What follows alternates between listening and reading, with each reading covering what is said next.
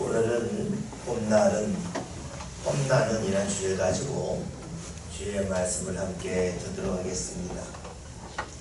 저는 직접 커피 생두를 사서 볶아서 먹습니다.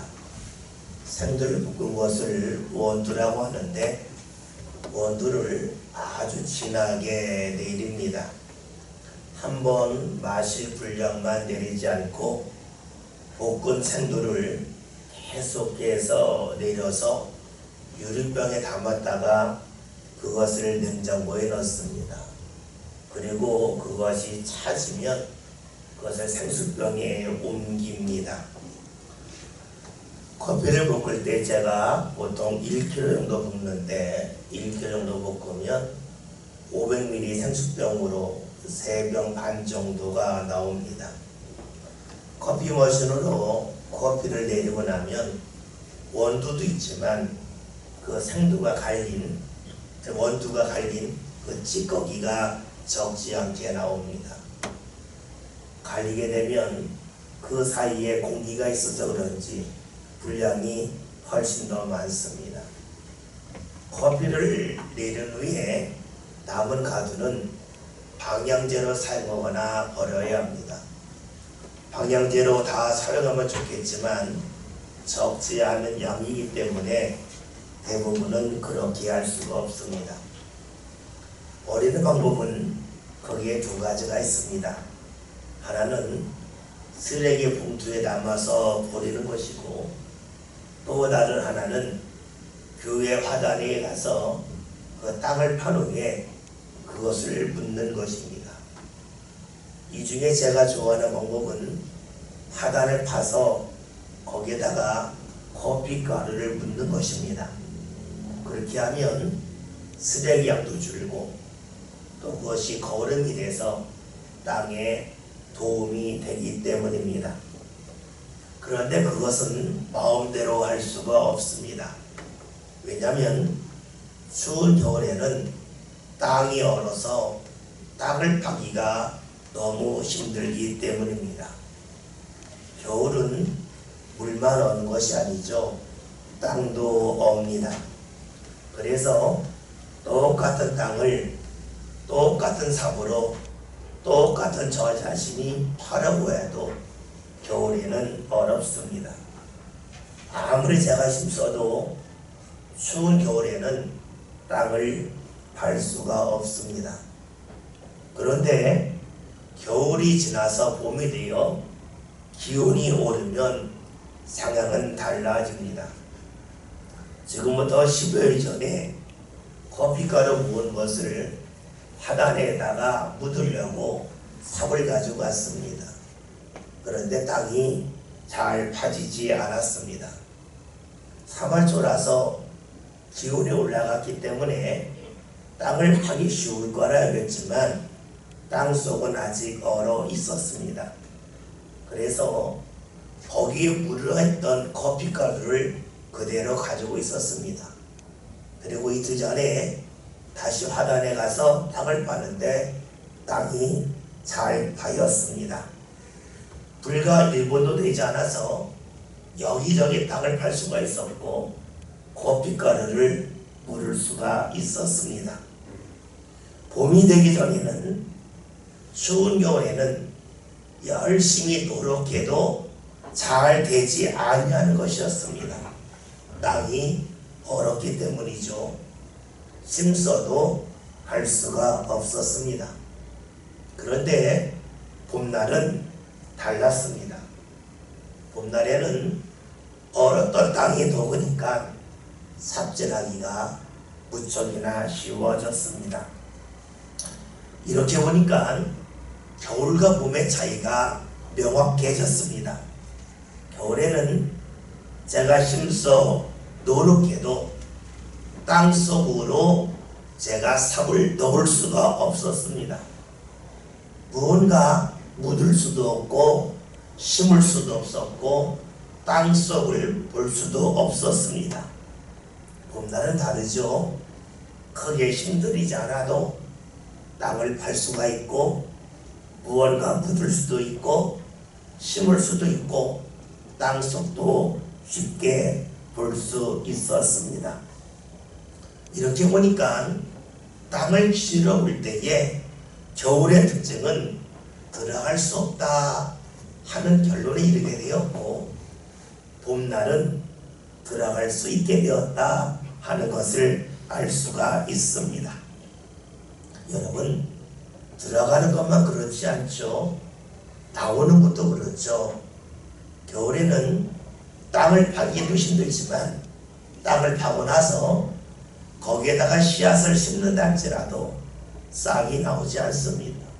왜냐하면 싹이 얼어 있는 땅을 뚫고 나올 수 있는 힘이 없기 때문이죠. 그런데 봄이 되면 심어놓은 씨알에서 새싹이 나옵니다. 왜냐하면 그리 힘들리지 않아도 땅속으로 나올 수 있기 때문입니다. 그러니 봄날에는 우리가 새싹을 볼 수가 있습니다. 봄날에는 생명이 움직이는 것을 볼 수가 있습니다. 생동하는 계절이라고 할 수가 있습니다. 여러분, 봄날의 특징이 무엇입니까? 땅속과 땅 밖이 교류할 수 있다는 겁니다. 통한다는 것이죠. 겨울은 무엇입니까? 땅속과 땅 밖이 교류할 수 없다는 겁니다. 통하지 아니한다 하는 것이죠. 겨울은 낮은 때입니다. 봄은 열린 때라고 볼 수가 있습니다. 사람과의 관계도 계절을 통하여 볼 수가 있습니다. 누군가와 관계가 좋지 않으면 우리는 얼어붙었다 라고 말을 합니다. 얼어붙었다고 하는 것은 땅속과 땅 밖이 연결되지 아니하는 것과 같습니다. 관계가 좋다고 하는 것은 관계가 풀렸다는 것을 말하죠. 얼었던 땅이 녹듯이 얼었던 얼음이 녹아 물이 되는 것처럼 서로 간에 연결되는 것을 말합니다. 얼음은 한 자리 있지만 얼음이 녹아 물이 되면 흘러가지 않습니까? 사람과의 관계가 좋지 않다고 하는 것은 다른 사람 관계가 막혔다는 것을 말합니다. 겨울이라는 겁니다. 관계가 좁아졌다고 하는 것은 더 이상 얼음이 아니고 얼어붙은 땅이 아니고 봄이라 하는 것을 말합니다. 누군가의 관계가 얼어붙으면 불편합니다. 땅속에 씨앗을 심지 못하고 아니 심었다 할지라도 싹이 나오지 않지 않습니까?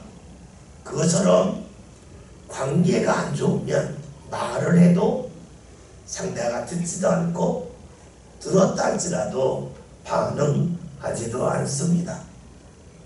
누군가의 관계가 풀리면 어떻게 됩니까? 기쁩니다.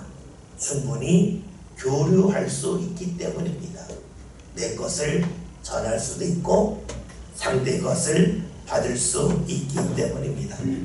그렇다면 우리의 삶 가운데서 가장 중요한 관계는 어떠한 관계이겠습니까? 누구와의 관계이겠습니까? 우리는 그 답을 너무 잘 알고 있습니다. 바로 하나님과의 관계입니다. 왜 하나님과의 관계가 제일 중요하겠습니까? 하나님은 영원하신 분이기 때문입니다. 하나님이 영원하다고 하는 것은 하나님과의 관계는 끝나지 않는다는 것을 말합니다. 사람과의 관계는 언젠가는 끝납니다.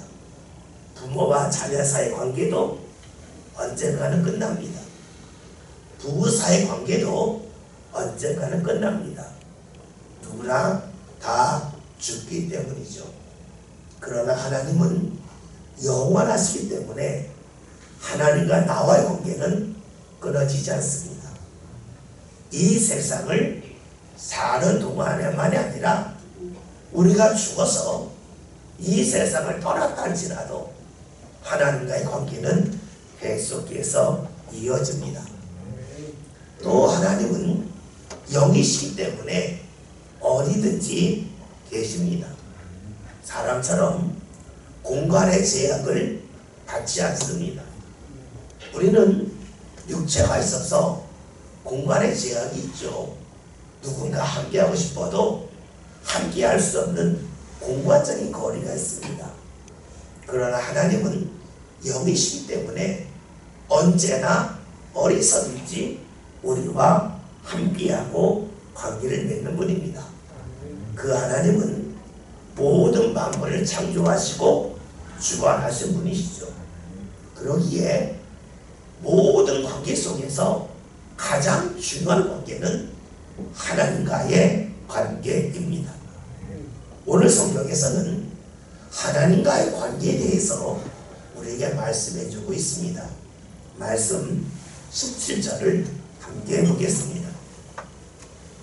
한 사람의 범죄로 말미암아 사망이 그 한 사람을 통하여 왕으로 하였은즉 더 은혜와 의의 선물을 넘치게 만든 자들은 한 분 예수 그리스도를 통하여 생명 안에서 왕으로 하리로다. 아멘. 말씀을 보았더니 한 사람이 범죄함으로 사망의 왕으로 됐고, 그리고 예수 그리스도를 통해서 생명의 왕으로 탄다 하는 말씀이 나옵니다.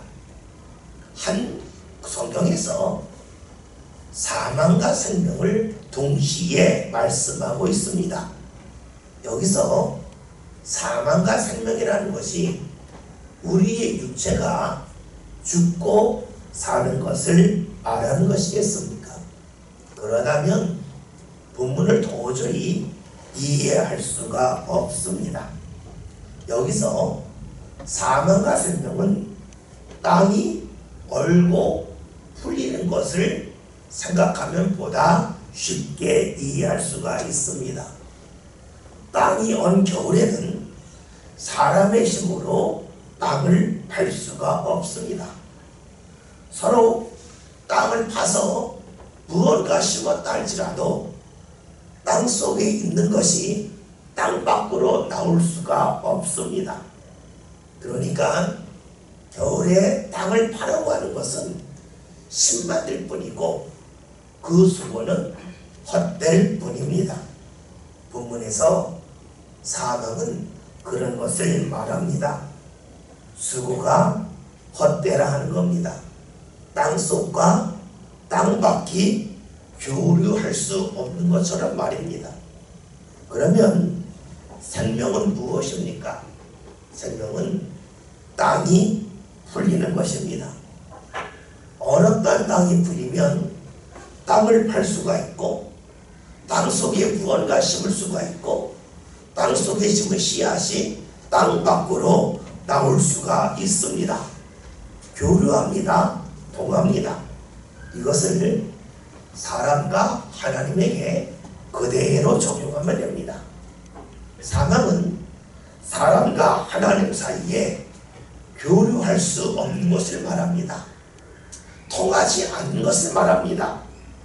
사람이 하는 일이 하나님과 통하지 않는다는 것은 사람이 하는 일을 하나님이 인정하지 않는다는 것이고, 그렇게 되면 사람의 수고는 헛될 수밖에 없습니다. 생명은 사람과 하나님이 통하는 겁니다. 즉 사람이 하는 일을 하나님이 인정하시고 하나님이 받아주시기 때문에 헛수고하지 않는 생명이라 하는 것입니다. 그러면 사람이 생명, 즉 하나님과 통하지 않는 이유는 무엇이고, 생명, 즉 사람이 하나님과 통하게 된 이유가 무엇일까요? 오늘 17절에 있는 말씀을 다시 한번 보겠습니다. 말씀을 봅니다. 한 사람의 범죄로 말미암아 사망이 그 한 사람을 통하여 왕으로 하였은즉 더욱 은혜와 의의 선물을 넘치게 만든 자들은 한 분 예수 그리스도를 통하여 생명 안에서 왕으로 하리로다. 아멘. 말씀을 보면 한 사람의 범죄, 죄를 범함으로 인하여 사망이 왕노릇한다, 삶을 주관한다, 하나님과 통하지 않는다라고 말씀하고 있습니다. 여러분, 이 말씀이 이해가 되십니까? 사실 어려운 말씀입니다. 왜냐하면 한 사람이 죄를 범하였다면 죄를 범한 사람이 그 모든 책임을 져야지 왜 다른 사람이 그 책임을 져야 되냐고 우리는 묻기 때문입니다.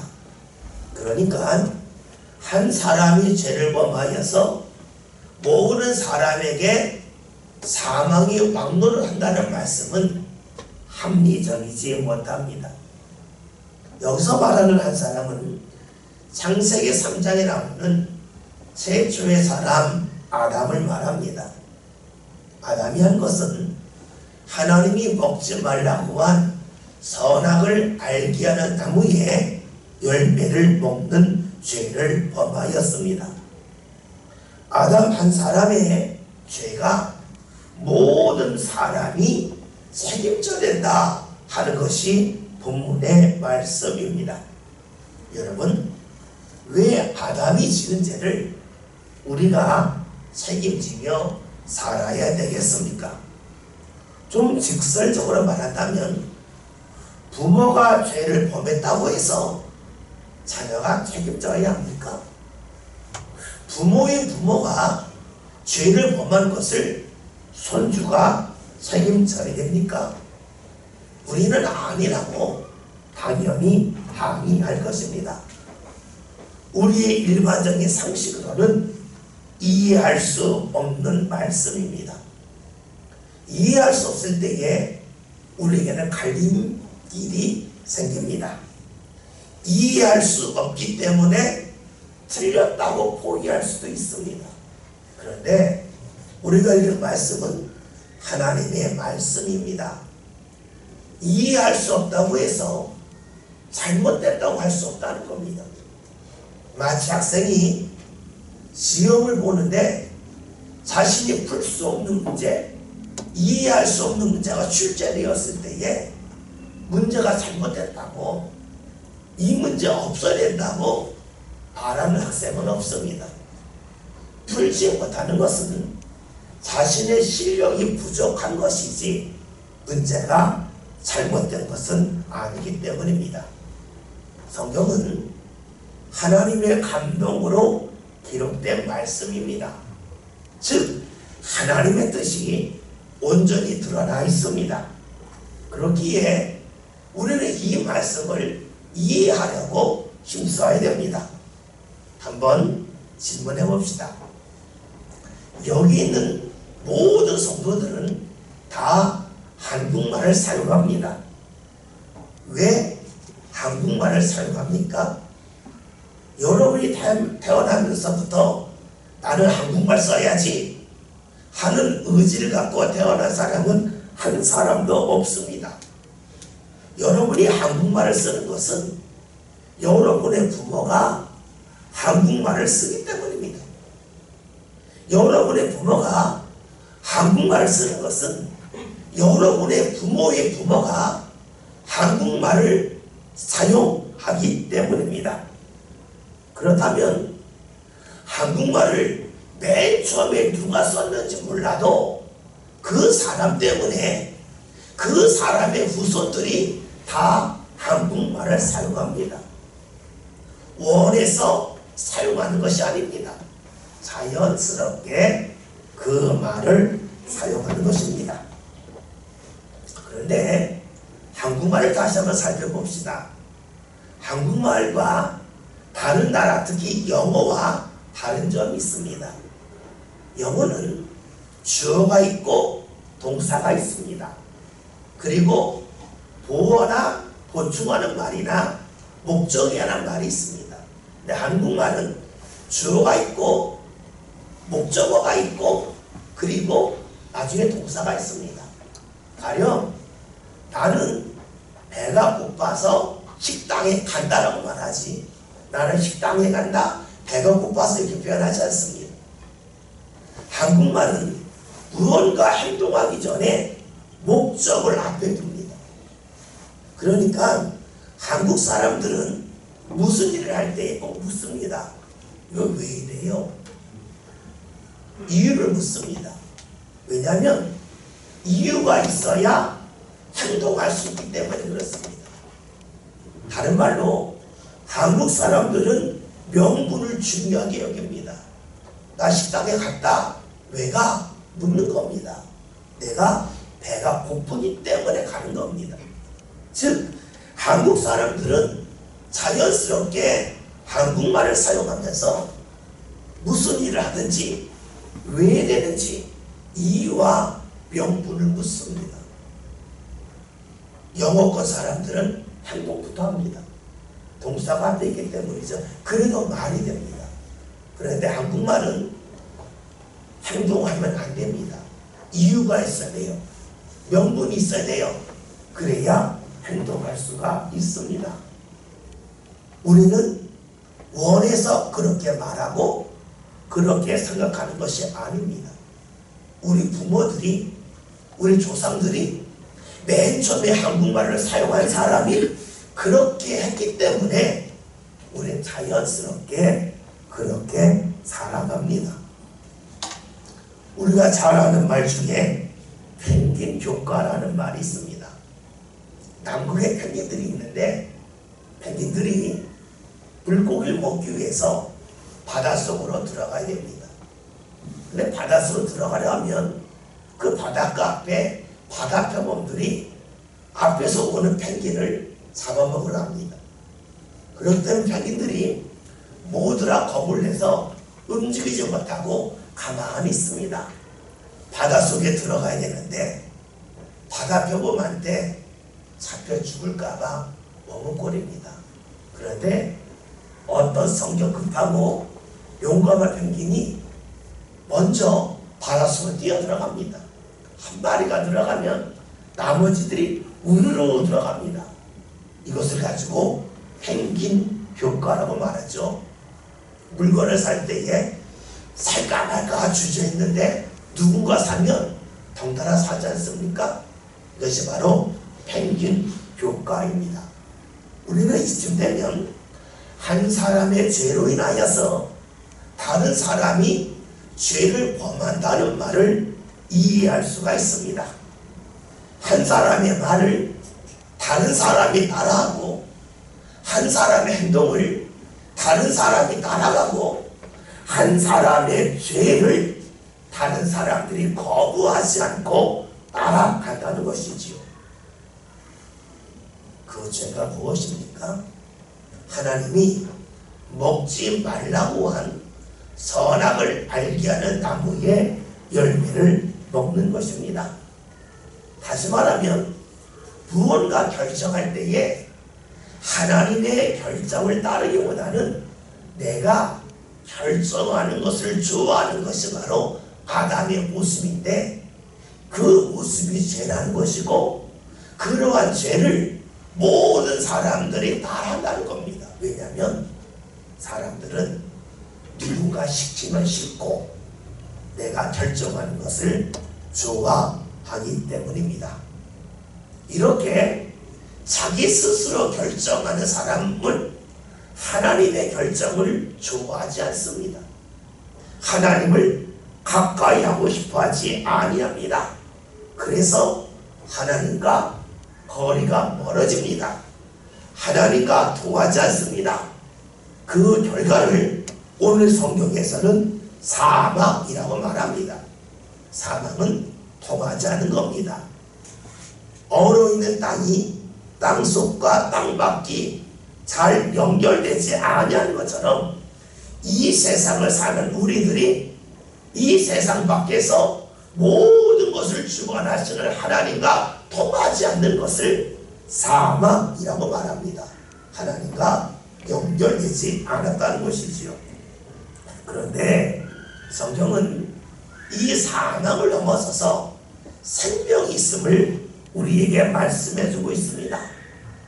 겨울이 지나면 봄이 오듯이 겨울에 땅이 얼었다가 봄이 되면 땅이 녹듯이 우리의 삶에도 봄날이 있음을 말씀하고 있습니다. 이것은 저절로 되는 것이 아닙니다. 오늘 성경 18절에서 이를 설명해 줍니다. 말씀을 같이 봅니다. 그러므로 한 범죄로 많은 사람이 정죄에 이르는 것 같이 한 의로운 일로 말미암아 많은 사람이 의롭다 하심을 받아 생명에 이르렀느니라. 아멘. 아담의 말, 아담의 행동, 아담의 죄를 다른 사람이 따라하면서 죄를 범합니다. 마찬가지로 한 의로운 행위가 있기에 많은 사람이 의롭게 되어 생명을 얻게 되었다고 말씀하고 있습니다. 처음에 나오는 사람은 아담을 말하죠. 아담은 자기가 결정하는 것을 좋아했고 자기의 결정을 절대하며 살아서 죄를 범했습니다. 그런데 그 다음에 오시는 분은 그 틀을 깼다는 겁니다. 자신이 옳다는 것을 앞세우지 않았다는 겁니다. 자신이 좋아하는 것을 주장하지 않았습니다. 그러기에 하나님과 연결이 되었고 그 가운데 생명이 생겼음을 말씀해주고 있습니다. 그가 누구입니까? 17절에 있는 말씀을 함께 봅니다. 앞에 있는 17절 다시 봅니다.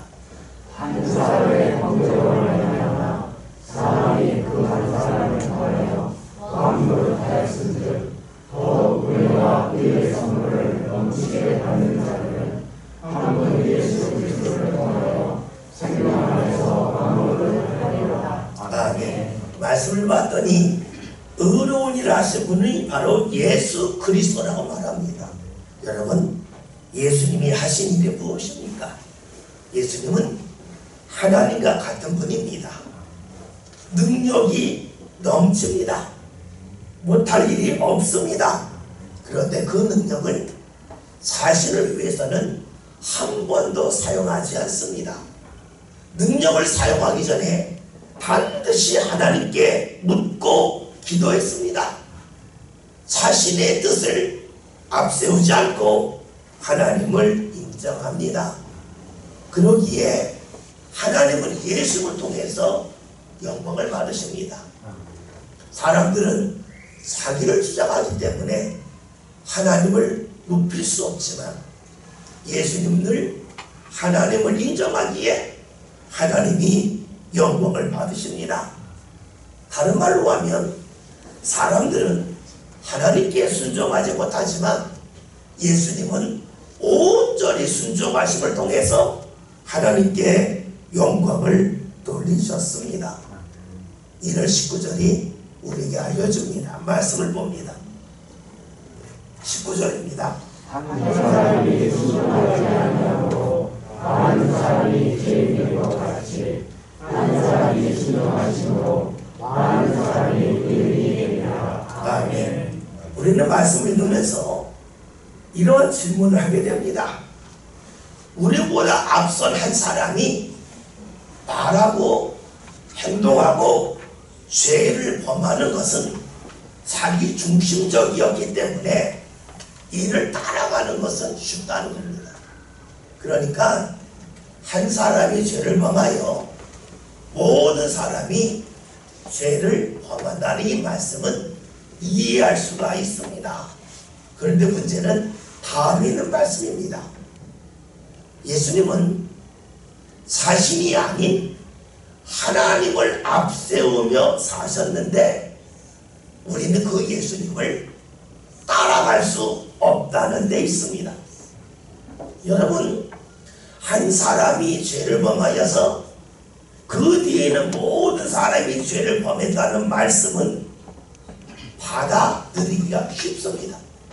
왜냐하면 사람은 자기 중심으로 사는 것은 노력하지 않아도 얼마든지 그렇게 살기 때문입니다. 문제는 생명이 이르는 겁니다. 예수님 한 분이 하나님의 말씀에 따라 자기를 앞세우지 않고 철저하게 순종하며 사셨는데 그 일은 예수님이 하셨지만 우리는 그 일을 따라갈 수 없다는 데 있습니다. 그래서 한 사람의 죄로 인하여 모든 사람이 죄에 이르고 한 사람이 의로움을 통하여 모든 사람이 의롭게 되었다는 말씀은 머리로는 이해할 수 있지만 우리 가슴으로는 받아들일 수가 없습니다. 다시 말하면 죄인임을 인정하는 것이 쉬운데 의인임을 고백하는 것은 어렵다는 데 있습니다. 여러분, 어떻게 우리가 의인이 될 수 있겠습니까? 예수님이 새로운 길을 가셨기 때문이겠습니까? 새로운 길을 가신 것은 예수님에게만 해당됩니다.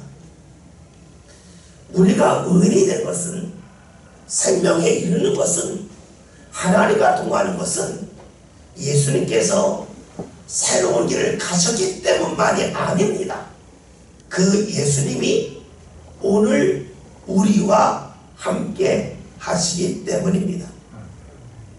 예수님께서는 내가 이 길로 걸어갔으니까 너희가 알아서 따라오라 라고 하는 분이 아니라는 겁니다.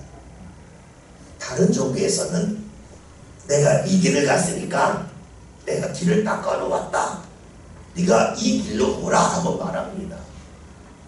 여러분, 그게 쉽습니까? 여러분, 산에 오르는데 산길이 닦였다고 해서 그 길 다 올라갈 수 있습니까? 아무리 누군가 산의 길을 잘 닦아놨다 할지라도 그 길 갈 수 있는 사람이 있는가 하면 무릎 아파서 힘이 부족해서 못 가는 사람이 있는 겁니다. 그러니까 길을 닦아놨기 때문에 따라오라고 하는 것은 좋은 일 같아도 그것이 모든 사람에게 좋은 것만은 아닙니다. 예수님은 어떻게 하셨습니까? 길을 만드셨을 뿐만이 아니라 그 길을 우리와 함께 걸어가시는 분입니다. 왜 예수님께서 이 세상에 오셔서 십자가에서 죽으셨다가 3일 만에 부활하시고 40일을 위해 하늘로 올라가셨겠습니까? 그 이유는 예수님이 이 세상에 계시다면, 육체를 갖고 이 세상에 계시다면 예수님과 함께할 사람은 극히 적습니다. 그러나 하늘로 올라가심을 통해서 예수님은 이제 영으로, 성령으로 우리에게 다가오셔서 우리와 함께 하십니다.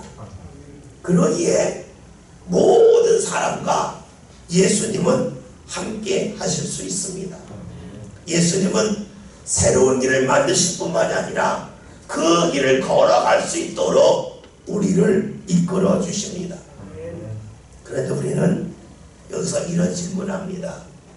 주님이 이끄시지만 제가 부족해서 그 길을 제대로 걸어가지 못하니 주님 앞에 부끄럽습니다. 주님 앞에 책망받을까 두렵습니다. 라는 마음이 들기도 합니다. 그럴 때마다 우리가 기억해야 될 것이 있습니다. 예수님의 십자가입니다. 예수님은 십자가에서 돌아가셨습니다. 십자가에서 죽기까지 우리를 사랑하셨습니다. 여러분, 죽기까지 사랑했는데 무언들, 누구인들 예수님께서 안 받아주겠습니까? 죽기까지 사랑했는데 어떤 사람들 예수님께서 거부하시겠습니까? 예수님은 늘 우리와 함께 하시며 우리를 포기하지 아니하시고 우리를 붙잡고 계십니다. 우리로 하여금 하나님과 통할 수 있도록, 하나님 앞에 나아갈 수 있도록 우리를 이끌어 주십니다. 그러기에 예수님이 계시기에 봄날은 우리의 날입니다. 봄날은 땅이 풀리는 날입니다. 봄날은 땅속과 땅밖이 통합니다. 예수님은 우리로 하여금 이 세상에 있는 우리와 이 세상 밖에서 모든 것을 주관하시는 하나님과 통하게 하시는 분입니다. 오늘 말씀 제목은 봄날은 봄나는입니다. 예수님으로 인하여 우리의 삶에 봄날이 왔습니다. 하나님과 통합니다. 하나님과 통하면 어떻게 되겠습니까?